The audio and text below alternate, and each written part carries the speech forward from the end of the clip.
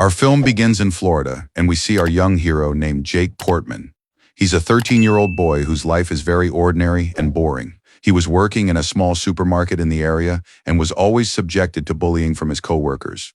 After that, we see the supermarket manager, Shelley, who comes to him and tells him that there is a phone call for him. After that, we find her driving him in the car to his grandfather's house, whose name is Abe. Jake is talking to his grandfather, Abe, on the phone. But the strange thing is that his grandfather, Abe, tells him not to come back to the house today.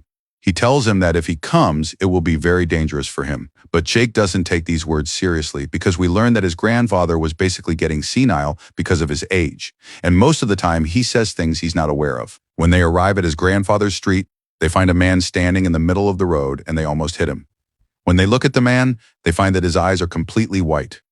They assume that he might be a blind person who wandered into the middle of the road by mistake, but the man honestly looks quite terrifying. Anyway, Jake then gets out and enters the house, but he's surprised that the entire house is dark and messy. Jake starts to assume that maybe thieves broke into the house. At that moment, Jake quickly calls Shelley to come and see. Jake tells her that most likely thieves entered the house. She tells him, "Stay here waiting for me and don't move from your place." She tells him that she will get her weapon from the car. Jake was standing waiting for her and notices a flashlight thrown in the garden. He walks towards it, and when he picks it up, he finds blood on it. Jake then notices a body inside the woods. When he goes towards it, he finds his grandfather unconscious. When he adjusts his grandfather's body to wake him up, he notices that his grandfather's eyes are removed from their place and are missing. Jake immediately takes out his phone and tries to call the ambulance. But while he's doing that, suddenly he finds his grandfather grabbing his hand and telling him to leave this place immediately. After that, his grandfather, while dying and taking his last breaths, tells him to go to a specific island and tells him to look there for the day of September 3rd, 1943. Jake doesn't understand anything from his grandfather at all and doesn't understand how one can look for a day, but he promises him that he will do it. After that, his grandfather dies. At that same moment, Shelley comes towards them. When Jake looks at her, he's surprised that there's a big monster standing behind her. When he warns her, Shelley turns and shoots at it, but she's surprised that there's nothing behind her. Jake starts to convince himself that these are just hallucinations. After that, Jake goes to a psychiatrist and starts to tell her all the details of what happened to him. He tells her that what happened is affecting his mental state. But before we continue the film, don't forget to like and subscribe. After that, Jake starts to remember when he was young.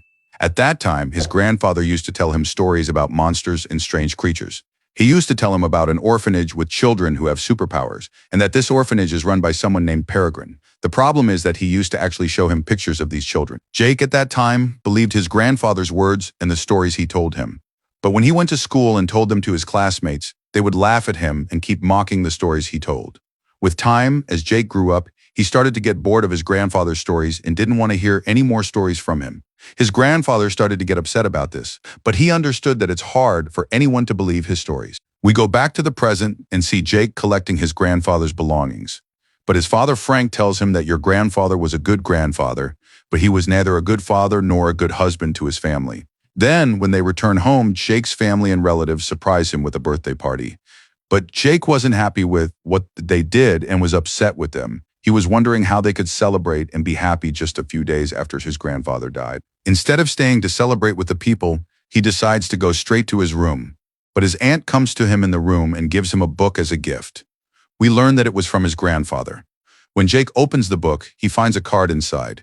We learn that this card is from Miss Peregrine herself. In it, she welcomes him and says she's waiting for him to come visit her. She tells him that the island his grandfather told him about is called Cairnholm. We learn that this island is located in Wales. After that, Jake and his family go to the psychiatrist and tell her about this message. The doctor encourages them and tells them to let Jake go to the island. She tells them that afterward he can overcome the psychological trauma that happened to him and also accept his grandfather's death and move past it. Jake and his father board a ferry towards the island. While they're on the ferry, they see a bird soaring above them. Jake remembers that his grandfather used to tell him that Miss Peregrine can transform into a bird. So he calls out to the bird and tells it that he's Abe's grandson and is coming to visit her on the island. When they arrive at the island, they find the weather gloomy and very foggy. After that, they enter a hotel to ask about the place they're going to. They find a man inside, and when they ask him about the place, he gets nervous and doesn't answer them. He's surprised that someone is asking about this place. Jake then looks around and finds some kids outside. After that, he and his father go out and he gives them money and asks them if they can take them to this place. When the young guys see that there's benefit behind the matter, they agree. Jake tells his father to wait and he will go see and come back to him. At that moment, he goes with two of them and they take a shortcut. While they're walking on the road, they laugh at his way of speaking and his clothes. After that, they point to the place from afar and tell him that they won't continue with him. Jake then continues alone and manages to reach the location of the house. He finds that the house is completely destroyed and nothing remains of it but some ruins. After that, he returns to the hotel sad and disappointed. At that moment, the blind man, whose name is Augie, speaks and explains what happened. He tells them that this was an orphanage, but during the war, this house was bombed on September 3rd, 1943. Jake notices that this is the same date his grandfather told him about. After that, the man tells him that no one survived from this orphanage, not even Miss Peregrine herself, who was running it. The next day, Jake asks his father's permission to go greet the young guys he met yesterday. His father agrees because he wanted to see Jake having new friends. But we discover that Jake wasn't going to the guys at all. He decided to go to the orphanage. He starts to look at the scattered pictures in the place. After that, Jake finds a staircase and decides to go up. Suddenly, without any introduction, he sees the shadow of a girl standing in front of him. This girl calls out to him and says, "Abby." This completely shocks Jake, so he immediately runs down the stairs. He starts to notice that there are other children looking at him from everywhere. He runs quickly outside the house, but suddenly, he falls and loses consciousness. When Jake wakes up, he finds someone carrying him. He learns that the one carrying him is a small girl named Bronwyn. He's very surprised because she's small but has tremendous strength. After that, he meets the children and discovers that they are the children his grandfather used to talk about. The first one was named Emma, and she has the ability to float in the air. That's why Emma wears iron shoes to make her heavy so she doesn't float unintentionally. There were twins wearing masks who never take them off their faces. There is a girl named Olive who had the ability to control fire. As for the girl Bronwyn, who was carrying Jake, she had a superpower of tremendous physical strength. There's also a boy named Millard who couldn't be seen at all because he's invisible. Jake tells them, "You're all supposed to be dead," but Emma tells him that they're not dead. Jake asks them if he's the one who died. They tell him, "No man, you're alive too." After that, we learn that Emma called him Abe because he looks like his grandfather when he was young. After that, the children take him to the cave, and there was a gateway. When he comes out of the cave, he finds himself back at the hotel where he and his father are staying. But the hotel now is full of people and customers and had changed in a strange way. The hotel owner didn't want to let him go upstairs and tells him, "This isn't a hotel, sweetheart. It's a bar." The bar customers start to accuse him of being a war spy because he was wearing clothes and speaking in a way different from their country. But suddenly, the plates start to be thrown at the walls in a strange way without anyone touching them. At that moment, the orphans come and rescue Jake from the bar. After that, Olive sets fire to the bar to keep the customers busy so they don't follow them. After that, they find Emma waiting for them and she takes them in the car.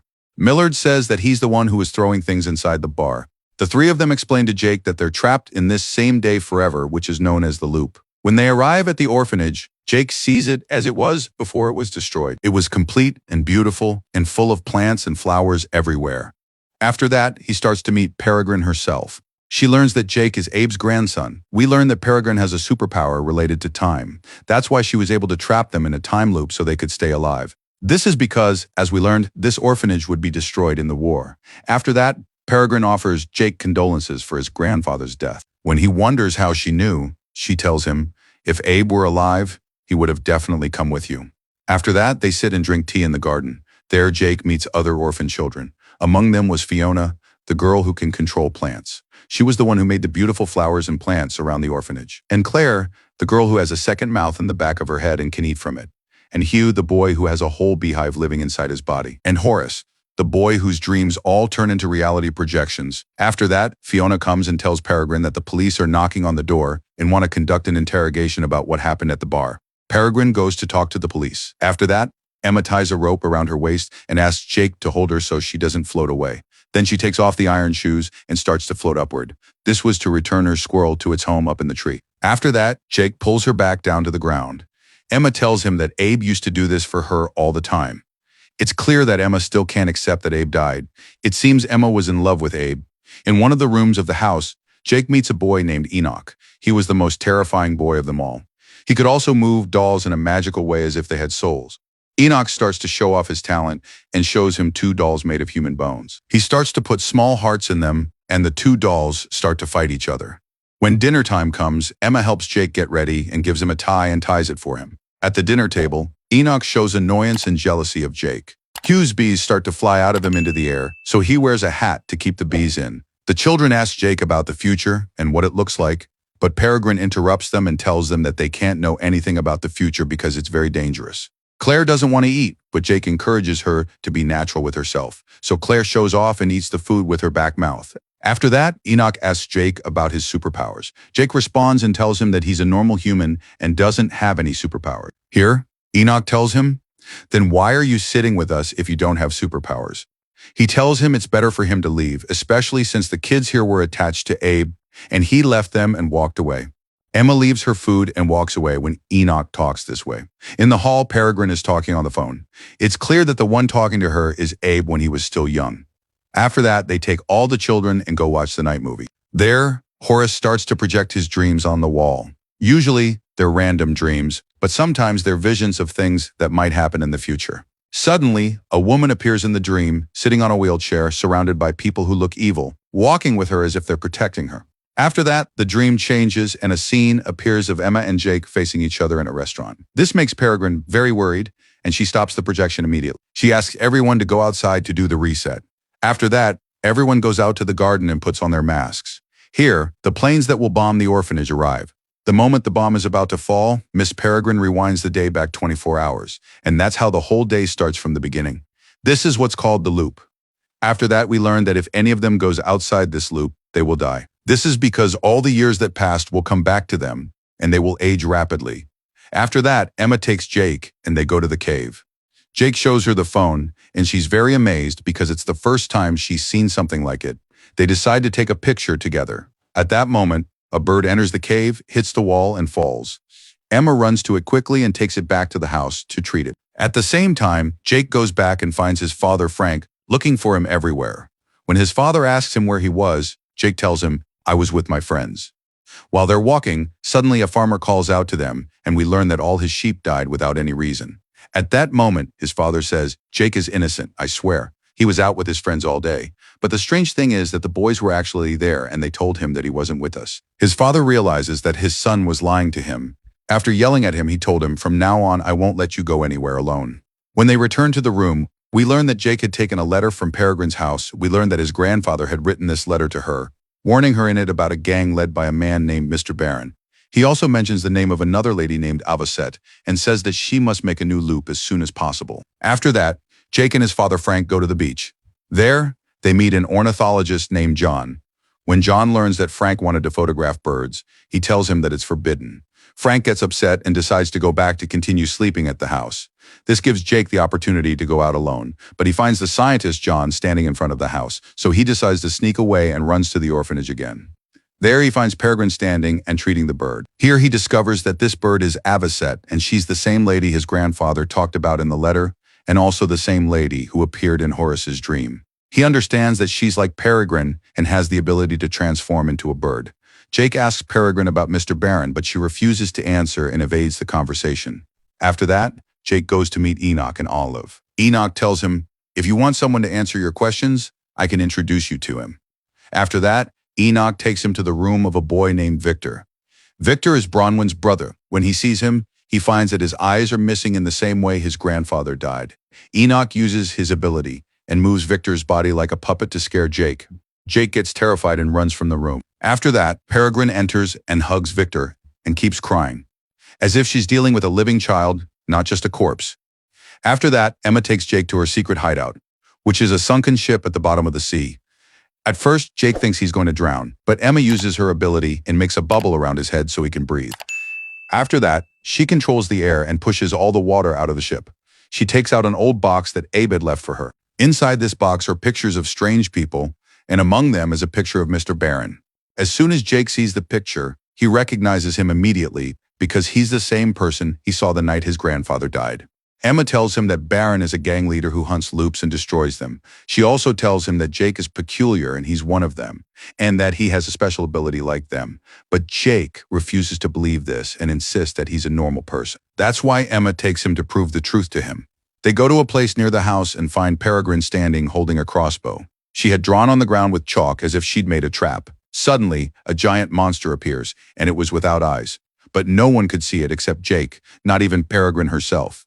Peregrine shoots the arrow at it, and it hits the monster in exactly the same place as the drawing. Here, Emma confirms that Jake's ability is that he can see these monsters. After that, they return to the house, and Emma brings Peregrine a book. The book explains the truth about these creatures. We learn that their name is the Hollows and that Baron was one of them. He was doing an experiment to try to live outside the loop, but the experiment failed and turned him and the others into monsters. The only way for them to return to their normal form is to eat the eyes of peculiars like Victor and Abe.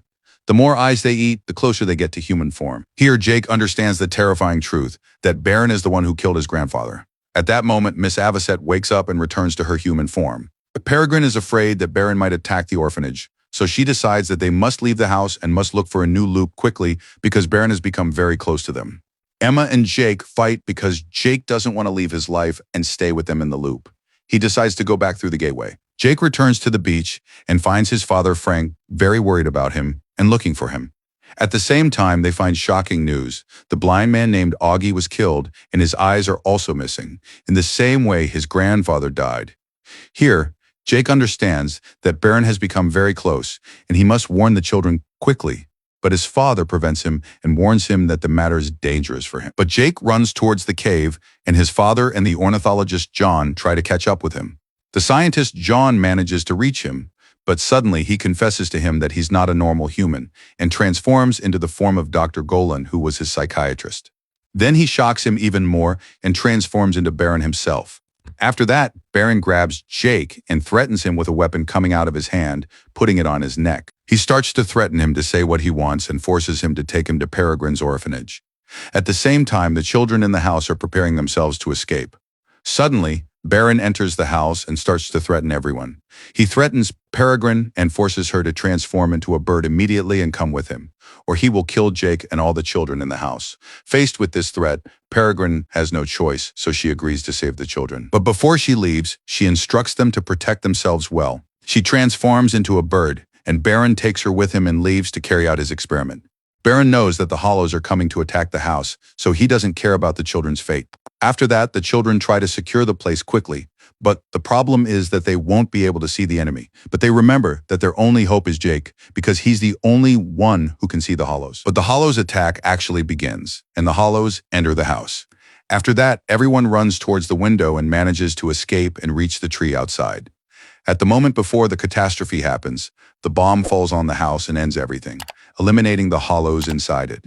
With the explosion, the time loop closes permanently. The children are standing lost, not knowing what to do without Peregrine. But they make a quick decision that they must chase Baron and rescue her. Here, Emma's power appears. She uses her ability to control the air and raises the sunken ship to the water's surface. This way, they have a means of transportation. But there is something more dangerous. Any time loop they enter will take them back to a time older than their current time. Despite that, they decide to take the risk and use a time loop that leads them to Baron. Indeed, they reach his location, and it's an old circus. But luck is on their side because Baron hasn't started the experiment yet. Jake quickly makes a plan for them to lure the Hollows away from the place so the rest of the children can move. They start to execute the plan and actually succeed in distracting the Hollows. At that moment, the rest of the children come out of their hiding places. But the problem is that the Hollows weren't visible. That's why they throw snow and colors at them to reveal their locations. At the same time, Enoch uses his ability and moves all the skeletons around them. The skeletons turn into an army and start to attack the Hollows, knocking them down one after another. After that, everyone heads towards the circus, which is the place of the final confrontation. Jake and Emma run after Baron to prevent him from starting the experiment, while the rest of the children engage with his assistants. Before Baron enters the experiment room, Emma stops him with strong winds. Jake takes advantage of the opportunity and enters to free Peregrine, but Emma starts to weaken and can't stop him anymore. Baron tries to break the door to reach Jake, but Jake succeeds in getting out with Peregrine, and they escape from the place. But Baron doesn't give up and decides to hit them at their weakest point. He disguises himself as Jake to confuse Emma, so there are two people with the same appearance in front of her. At this critical moment, the Hollows enter upon them. The shock is that they don't show mercy, not even to Baron himself. Suddenly, the Hollows attack Baron, lift him in the air, take his eyes, and finish him off. Jake then finishes off the last Hollow, but the ending wasn't completely happy because the children are forced to return to their time loop, or else they will die, of course. A very difficult farewell begins. Each one of them says goodbye to Jake. Emma tells him the truth, that he won't be able to leave his family and that he must go back. She herself chooses for him to leave them and go. After that, the time loop closes behind them. Jake returns to his world and goes to his grandfather's house and finds him still alive in front of him. This is because he had gone back in time to a point before his grandfather died. But his grandfather tells him not to repeat his same mistake and gives him the map of the time loops. He also gives him money for the trip. After that, we discover that Jake makes the decision to start a long journey through the ages until he can reach Emma again. When he meets her, he had passed through many places in years. Jake decided to join and live with the orphans in the loop, simply because he's one of them after all. And that's how our film ends for tonight. Don't forget to subscribe to the channel and activate the notification bell to receive the latest videos.